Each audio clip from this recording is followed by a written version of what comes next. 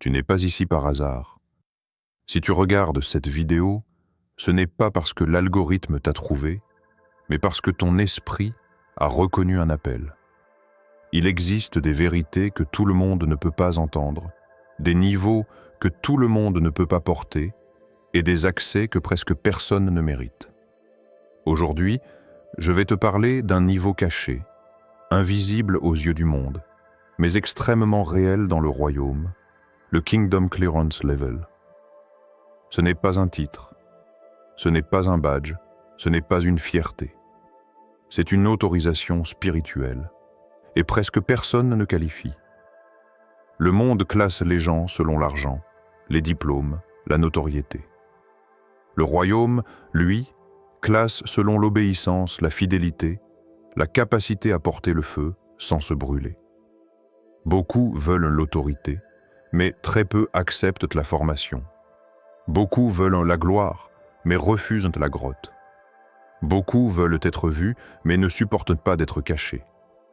C'est pour ça que les vrais élus sont rares. Non pas parce que Dieu ne choisit pas, mais parce que peu acceptent de payer le prix. Si tu as souvent eu l'impression de ne pas rentrer dans les cases, si tu t'es senti différent sans savoir pourquoi, si ta vie a été marquée par des combats que personne autour de toi ne comprend, alors cette vidéo n'est pas un hasard. Certains sont appelés à vivre normalement. D'autres sont appelés à porter des clés. Et les clés ne sont jamais confiées à ceux qui jouent avec les portes.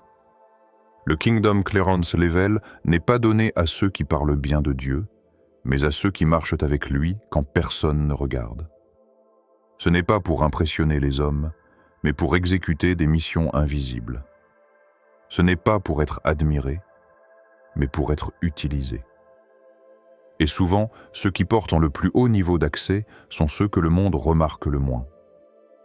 Dans cette vidéo, tu vas comprendre pourquoi certains vivent des pressions anormales, pourquoi certaines portes s'ouvrent sans explication logique, pourquoi certaines attaques arrivent sans cause visible, et pourquoi certaines personnes attirent à la fois la faveur et le conflit.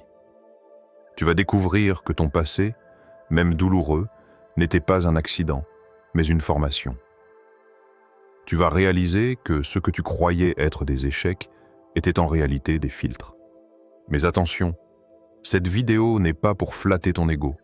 Elle n'est pas là pour te dire que tu es spécial sans responsabilité. Elle est là pour te rappeler que si tu portes un niveau d'accès, alors tu portes aussi un poids. Et tous ceux qui reçoivent un accès sans maturité finissent par se perdre dans ce qu'ils ne savent pas gérer. Reste jusqu'au bout. Ce que tu vas entendre peut confirmer ce que ton esprit sait déjà, mais que ton environnement n'a jamais compris.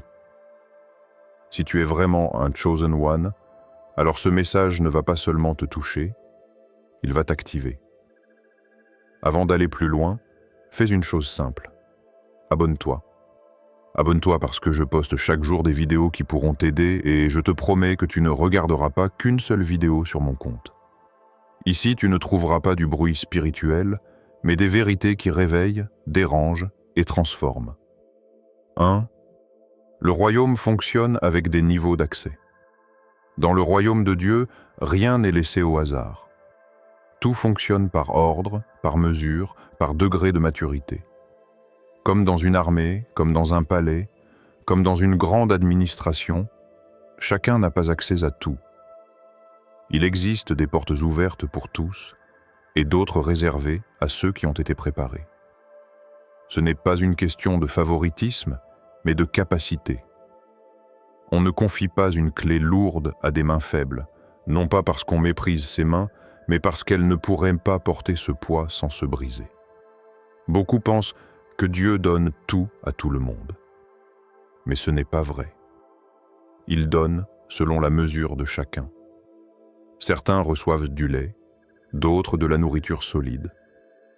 Certains reçoivent des paroles simples, d'autres reçoivent des révélations profondes.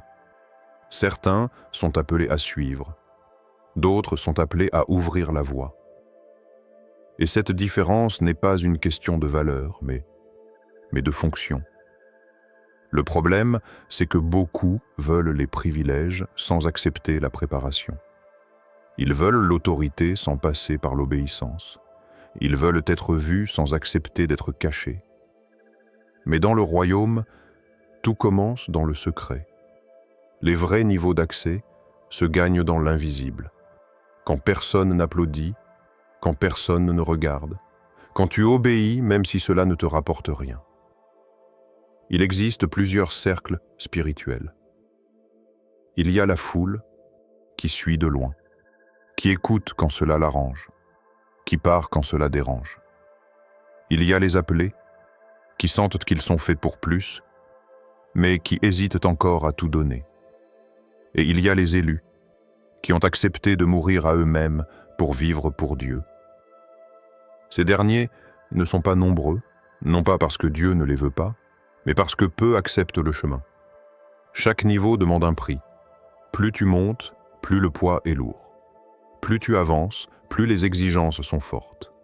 Plus tu t'approches du cœur de Dieu, plus il travaille ton cœur à toi. Il enlève ce qui est faux, il brise ce qui c'est d'orgueilleux. Il purifie ce qui est mélangé. Ce processus fait mal, mais il est nécessaire. Car on ne peut pas porter une autorité pure avec un cœur impur. Dans le royaume, l'accès n'est jamais donné pour impressionner, mais pour servir. Celui qui reçoit un niveau supérieur reçoit aussi une responsabilité plus grande. Il ne peut plus vivre comme avant. Il ne peut plus parler comme avant. Il ne peut plus réagir comme avant. Ce qu'il tolère change. Ce qu'il accepte change. Ce qu'il fuit change. Sa vie devient plus étroite, mais plus profonde. Beaucoup pensent que l'élévation spirituelle apporte le confort. En réalité, elle apporte surtout la conscience. Tu vois plus, donc tu portes plus. Tu comprends plus, donc tu souffres parfois plus. Tu discernes plus, donc tu ne peux plus faire semblant.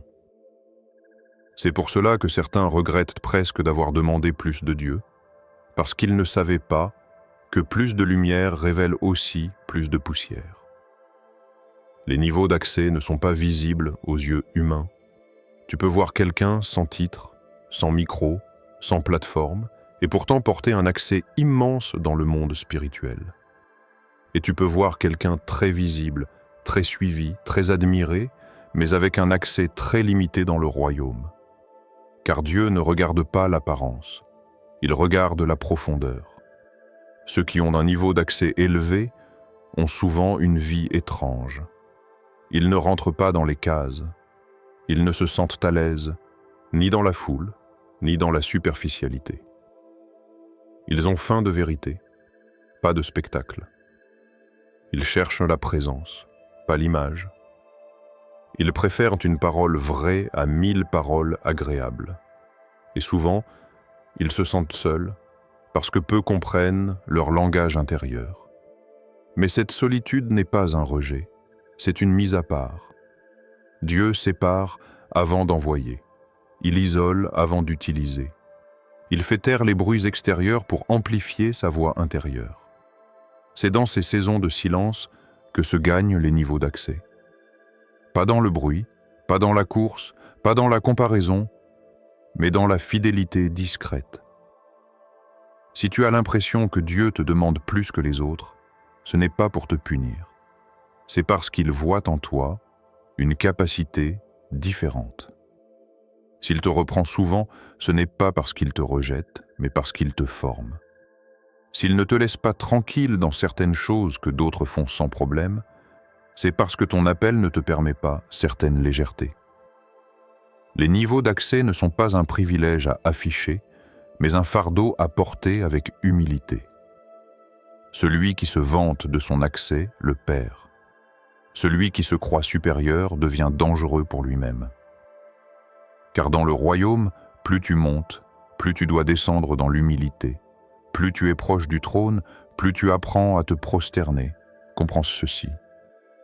Si ta vie a été un long chemin de formation, de brisement, de patience forcée, de silence, de combat intérieur, ce n'est pas un hasard. Ce n'est pas un retard. C'est une préparation. Dieu ne gaspille pas les larmes. Il ne gaspille pas les nuits sans réponse. Il ne gaspille pas les saisons d'attente. Tout cela construit en toi la capacité de porter ce que d'autres ne pourraient pas supporter. Le royaume fonctionne avec des niveaux d'accès, et chaque niveau demande une version plus mature de toi. Tu ne peux pas entrer avec l'ancien caractère. Tu ne peux pas entrer avec les anciennes excuses. Tu ne peux pas entrer avec les anciens compromis. Si Dieu t'appelle plus haut, c'est parce qu'il sait que, même si tu ne le vois pas encore, tu peux devenir celui ou celle qui portera cette clé sans la corrompre. 2. Pourquoi presque personne ne qualifie? Si presque personne ne qualifie, ce n'est pas parce que Dieu ferme les portes, mais parce que peu acceptent de passer par le feu. Beaucoup aiment l'idée d'être appelés, mais très peu aiment le processus qui transforme un appelé en instrument fiable. Le royaume ne cherche pas des gens brillants, il cherche des gens brisés, reconstruits, purifiés, fidèles.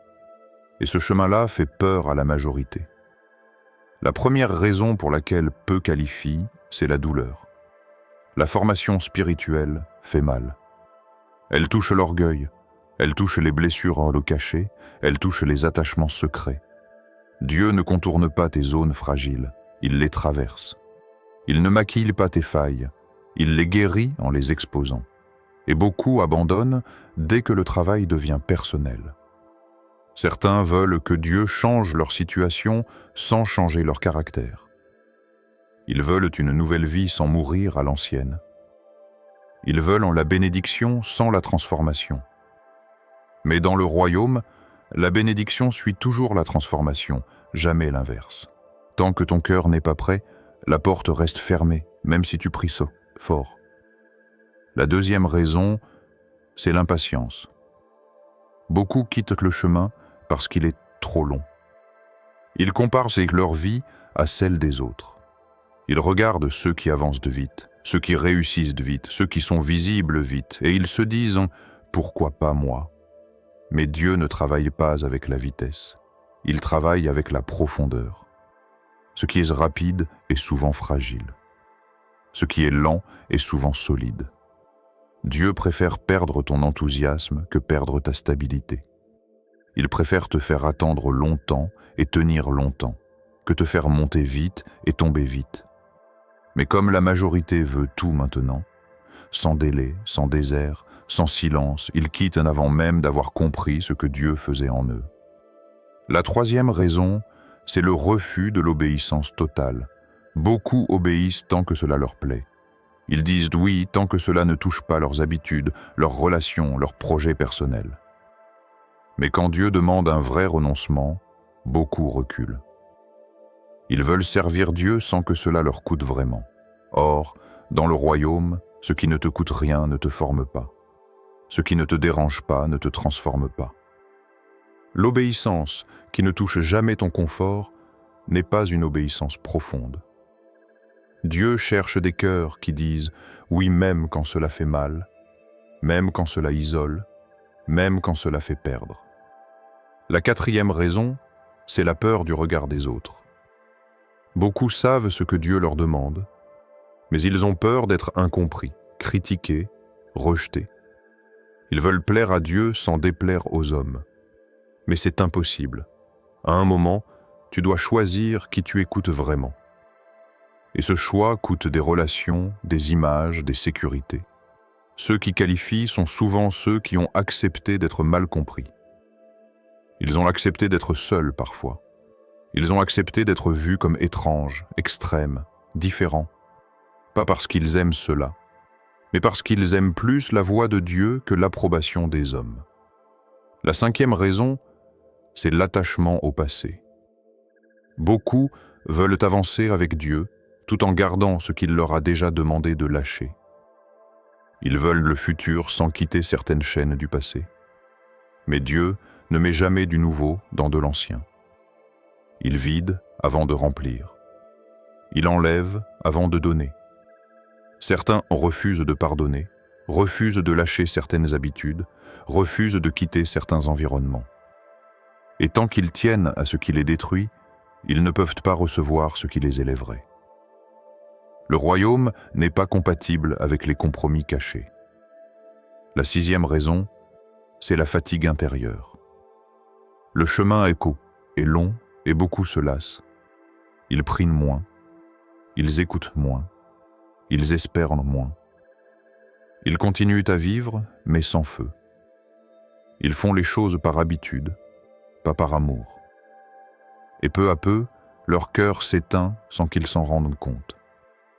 Ceux qui qualifient sont ceux qui refusent de laisser leur feu mourir. Même fatigués, même blessés, même déçus, ils continuent à chercher Dieu. Pas parfaitement, mais sincèrement. Pas toujours fort, mais toujours attachés. Ils tombent parfois, mais ils se relèvent toujours. La dernière raison, c'est que beaucoup veulent être grands sans être petits. Ils veulent être élevés sans être abaissés. Ils veulent être servis sans servir. Mais dans le royaume, celui qui veut monter doit d'abord descendre. Celui qui veut être fort doit d'abord apprendre à être faible devant Dieu. Dieu confie les clés à ceux qui ont appris à se prosterner. Il donne l'accès à ceux qui ont accepté de ne rien être sans lui. Il élève ceux qui ont accepté de disparaître pour que sa volonté apparaisse. Si presque personne ne qualifie, ce n'est pas parce que Dieu est dur, mais parce que le chemin est vrai. Il ne flatte pas, il ne ment pas, il transforme vraiment. Et peu de personnes veulent être vraiment transformées. Beaucoup veulent être améliorées, mais pas refaites. Pourtant, seuls ceux qui acceptent d'être refaits de l'intérieur peuvent être portés ce que le royaume réserve au cœur fidèle. 3. Les signes que tu portes un accès spirituel particulier. Il existe des personnes qui sentent, depuis toujours, qu'elles ne sont pas comme les autres. Pas meilleures, mais différentes.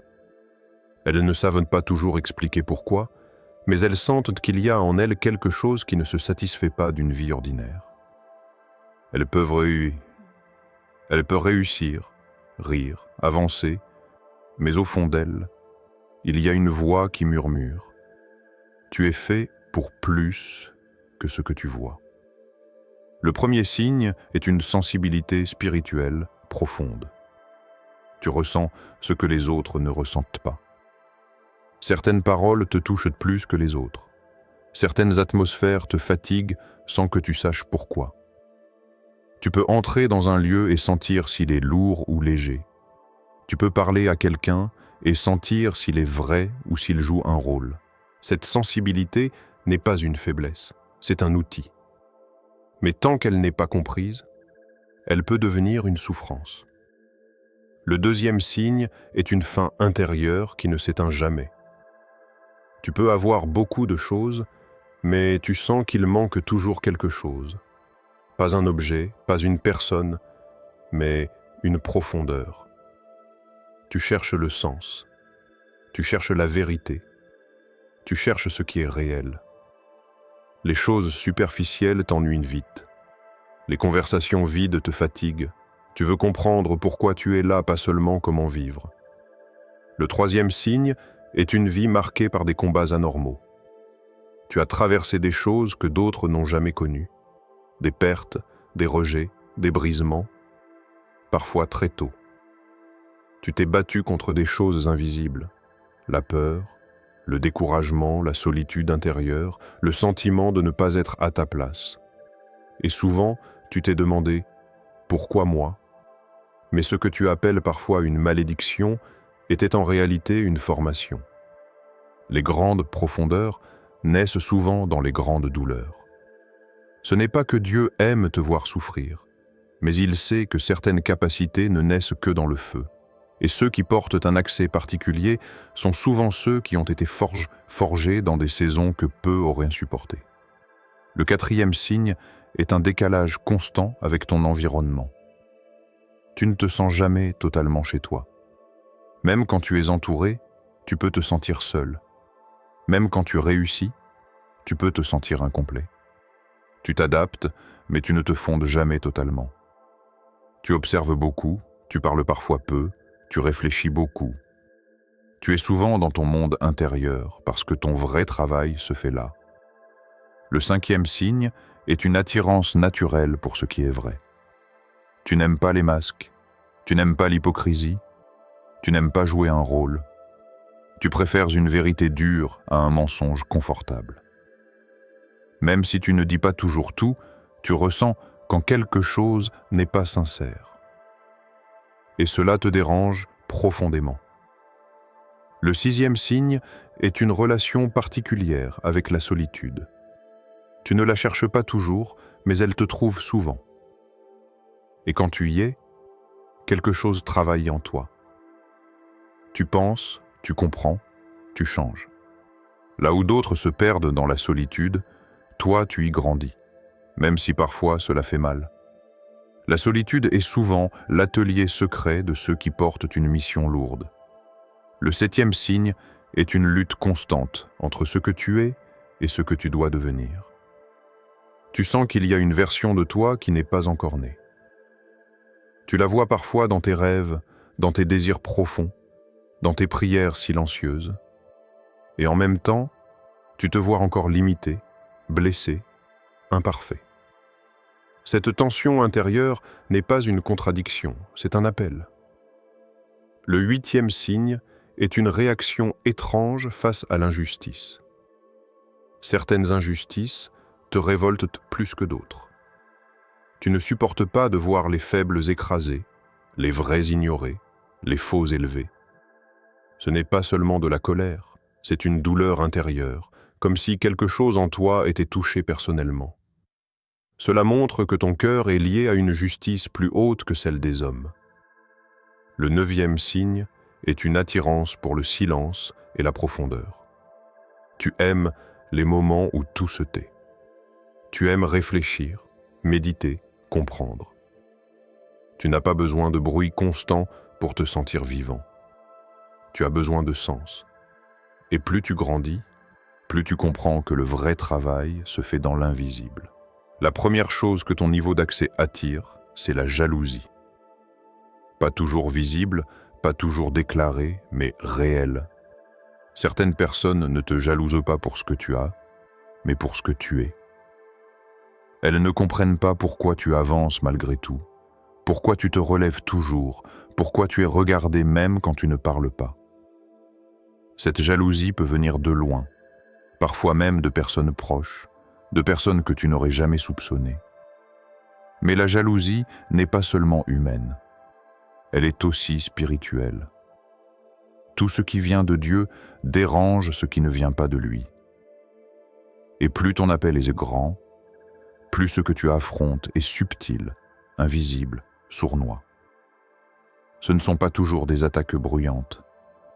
Parfois, ce sont des fatigues soudaines, des découragements sans raison claire, des pensées qui ne te ressemblent pas. La deuxième chose que ton niveau d'accès attire, ce sont des portes inattendues. Tu peux te retrouver au bon endroit, au bon moment, sans l'avoir planifié. Tu peux rencontrer des personnes qui te donnent accès à des choses que tu n'as jamais cherchées. Tu peux recevoir des opportunités qui ne correspondent pas à ton parcours normal. Ce n'est pas de la chance, c'est de l'alignement. Quand Dieu ouvre une porte, personne ne peut la fermer. Et souvent, ces portes s'ouvrent quand tu ne te sens pas prêt, quand tu doutes, quand tu te sens petit. Parce que Dieu ne cherche pas des gens confiants en eux-mêmes, mais des gens dépendants de lui. La troisième chose que ton niveau d'accès attire, ce sont des incompréhensions profondes. Beaucoup ne comprendront pas tes choix. Ils ne comprendront pas pourquoi tu refuses certaines choses que tout le monde accepte. Ils ne comprendront pas pourquoi tu quittes certaines voies qui semblaient tant les bonnes. Ils ne comprendront pas pourquoi tu préfères perdre quelque chose que perdre ta paix. Et souvent, tu ne pourras même pas expliquer tes décisions, parce qu'elles ne viennent pas toujours de la logique, mais de la conviction intérieure. Et ce que Dieu te montre dans le secret ne peut pas toujours être expliqué à ceux qui ne vivent pas la même profondeur. La quatrième chose que ton niveau d'accès attire, ce sont des trahisons inattendues. Plus tu avances, plus tu découvres que tout le monde ne peut pas t'accompagner. Certains t'aiment tant que tu ne dépasses pas leur niveau. Mais dès que tu changes, dès que tu grandis, dès que tu refuses certains compromis, ils se sentent menacés. Alors ils parlent, ils déforment, ils s'éloignent, parfois sans explication. Et toi, tu te demandes ce que tu as fait de mal. Mais souvent, tu n'as rien fait de mal. Tu as juste avancé. Et ton avancement a révélé ce que les autres n'étaient pas prêts à affronter en eux. La cinquième chose que ton niveau d'accès attire, ce sont des responsabilités lourdes. Tu ne peux pas vivre seulement pour toi. Tu portes les autres dans ton cœur. Tu ressens leur douleur.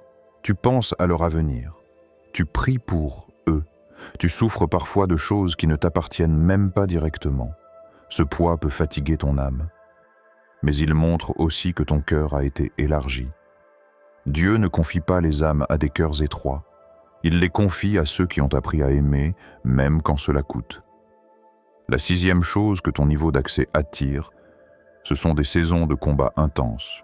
Tu peux passer par des périodes où tout semble attaqué. Ta paix, ta foi, tes relations, ta vision. Rien n'est totalement détruit, mais tout est secoué. Comme si quelqu'un essayait de te faire lâcher ce que tu portes. Mais ces combats ne sont pas là pour te faire tomber. Ils sont là pour te faire tenir. Chaque fois que tu résistes, tu deviens plus solide. Chaque fois que tu choisis Dieu malgré la douleur, ton accès devient plus stable. La septième chose que ton niveau d'accès attire, c'est une autorité naturelle. Tu n'as pas besoin de crier pour être écouté. Tu n'as pas besoin d'imposer pour être respecté.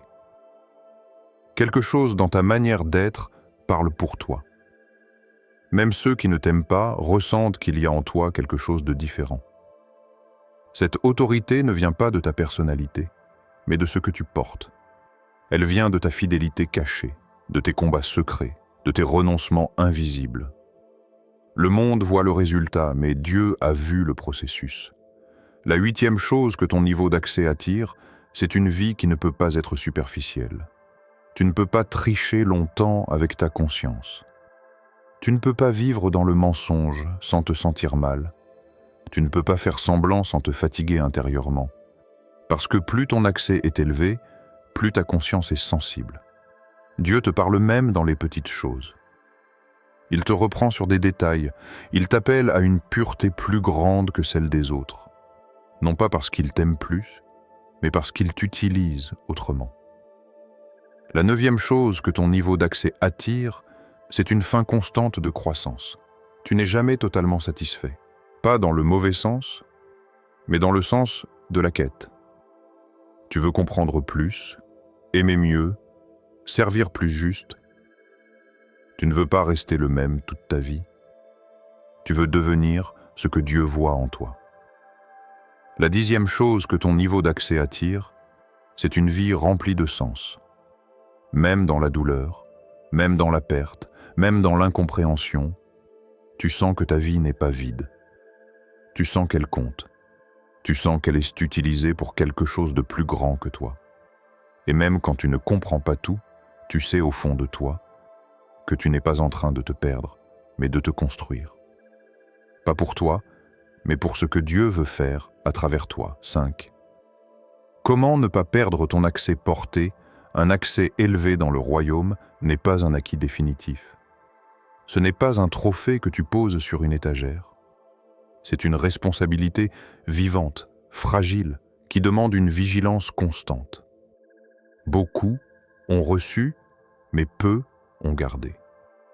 Non pas parce que Dieu reprend sans raison, mais parce que certains cessent de protéger ce qu'ils ont reçu. La première chose qui fait perdre l'accès, c'est l'orgueil. L'orgueil ne commence pas toujours par se vanter. Il commence souvent par oublier d'où l'on vient. Il commence quand tu penses que tu mérites ce que tu as. Quand tu crois que ta force vient de toi. Quand tu regardes les autres de haut, même silencieusement. Dès que tu te vois comme la source, tu te déconnectes de la vraie source. Dans le royaume, tout ce qui est reçu doit être porté avec reconnaissance. Celui qui oublie de remercier commence déjà à tomber. Celui qui cesse d'honorer Dieu dans le secret commence à perdre sa protection. L'orgueil ferme doucement ce que l'humilité avait ouvert. La deuxième chose qui fait perdre l'accès, c'est la désobéissance lente. Pas toujours brutale, pas toujours visible. Parfois, c'est juste remettre à plus tard ce que Dieu a demandé maintenant. C'est négocier avec sa conscience. C'est faire semblant de ne pas entendre. Et petit à petit, la voix devient moins claire, moins forte, moins précise. Dieu parle, mais il ne force pas. Si tu ignores souvent sa voix, il te laisse apprendre par le manque. Ce n'est pas une punition, c'est une conséquence. Plus tu obéis vite, plus l'accès reste ouvert. Plus tu retardes, plus la porte se referme doucement. La troisième chose qui fait perdre l'accès, c'est le compromis caché. Tu peux servir Dieu en public et trahir en secret. Tu peux parler bien et vivre faux. Tu peux avoir une image droite et un cœur tordu. Mais dans le royaume, rien ne reste caché longtemps. Ce que tu caches te détruira avant même que les autres ne le voient. Dieu ne cherche pas la perfection. Il cherche la vérité. Il ne demande pas que tu ne tombes jamais. Il demande que tu ne vives pas dans le mensonge. Le compromis est dangereux parce qu'il donne l'impression de fonctionner tout en pourrissant à l'intérieur. La quatrième chose qui fait perdre l'accès, c'est l'attachement excessif aux hommes. Quand tu préfères l'approbation des gens à celle de Dieu, tu commences à fausser tes choix. Tu dis ce qui plaît, pas ce qui est vrai. Tu fais ce qui est applaudi, pas ce qui est juste. Et peu à peu, ton cœur se déplace. Dieu ne partage pas ton cœur avec les idoles, même si ces idoles sont des personnes, des foules, des images, des succès. Dès que tu changes ton message pour ne pas perdre des gens, tu es déjà en train de perdre ton accès. La cinquième chose qui fait perdre l'accès, c'est la négligence spirituelle. Arrêtez de chercher Dieu comme avant. Priez moins, écoutez moins, se contenter du minimum, se dire que ce qu'on a suffit. Mais dans le royaume, ce qui ne grandit pas commence à mourir. Ta relation avec Dieu ne peut pas vivre sur le souvenir. Ce qui t'a porté hier ne te portera pas toujours demain si tu ne nourris pas ton présent. Chaque jour demande une fidélité nouvelle. La sixième chose qui fait perdre l'accès, c'est le mépris des petites choses. Croire que seules les grandes actions comptent. Négliger les détails. Laisser passer des paroles blessantes, des pensées mauvaises, des habitudes sales, mais ce sont les petites fissures qui font tomber les grandes maisons. Dieu regarde ce que tu fais quand personne ne te voit. Comment tu parles quand tu es fatigué? Comment tu réagis quand tu es blessé? Comment tu choisis quand tu pourrais tricher sans être vu? C'est là que ton accès se protège ou se perd. La septième chose qui fait perdre l'accès, c'est l'oubli du pourquoi. Oublier pourquoi Dieu t'a choisi. Oublier d'où il t'a sorti. Oublier ce qu'il t'a promis. Quand tu perds la mémoire spirituelle, tu perds la gratitude. Et quand tu perds la gratitude, tu perds la justesse. Rappelle-toi souvent ton chemin. Pas pour vivre dans le passé, mais pour rester humble dans le présent. La huitième chose qui fait perdre l'accès, c'est le refus de se laisser corriger. Penser qu'on n'a plus besoin d'être repris. Rejeter les avertissements, fermer son cœur aux conseils justes. Mais celui qui ne se laisse plus corriger se prépare à tomber seul. Dieu utilise parfois des personnes, parfois des situations, parfois des échecs pour te corriger. Si tu refuses toujours d'écouter, tu te coupes toi-même de ta protection. La neuvième chose qui fait perdre l'accès, c'est la fatigue mal gérée. Être fatigué n'est pas un péché. Mais rester fatigué sans chercher le repos de Dieu est dangereux. La fatigue ouvre la porte aux mauvaises décisions, aux mauvaises paroles, aux mauvais choix. Même les plus forts ont besoin de repos. Même les plus appelés ont besoin de se retirer parfois. Celui qui ne s'arrête jamais finit par tomber. La 10e chose qui fait perdre l'accès, c'est l'oubli de dépendre de Dieu. Commencer avec Dieu et finir avec soi-même. Prier moins parce qu'on sait déjà faire. Demander moins parce qu'on croit déjà savoir. Mais dès que tu n'as plus besoin de Dieu pour avancer, tu n'avances plus vraiment. Pour ne pas perdre ton accès, tu dois rester petit devant Dieu, même quand il t'utilise grandement. Tu dois rester dépendant, même quand tu es capable. Tu dois rester vrai, même quand tu pourrais jouer un rôle. L'accès ne se protège pas par la force, mais par l'humilité, la fidélité et l'amour de la vérité.